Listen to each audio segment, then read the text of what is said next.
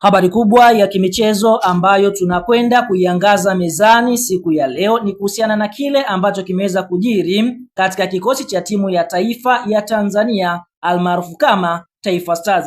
Timu ya taifa ya Tanzania wameweza kumchagua aliyekuwa kocha wa klabu ya soka ya Yanga na kwa sasa alikuwa akikinoa kikosi cha timu ya soka ya Singida Black Stars. Hapa tukienda kumuongelea Miguel Gamondi, ambapo Gamondi kwa sasa ndiye ambaye atakwenda kuwa kocha mkuu wa timu ya taifa ya Tanzania almaarufu kama Taifa Stars, akienda kuchukua nafasi ya Hemed Suleiman Morocco. Na kocha anofahamika kwa jina la Miguel Gamondi atakwenda kuiongoza timu ya taifa ya Tanzania katika michuano mikubwa ya AFCON ambayo inatarajia kuanza mwezi wa 12 mwaka huu. Kwa hiyo tunaona kwa upande mwingine kwa sasa Miguel Gamondi ndiye kocha mkuu wa timu ya taifa ya Tanzania. Kumbuka amekuifundisha CR Belouizdad, bila kusahau amekuifundisha Mohamed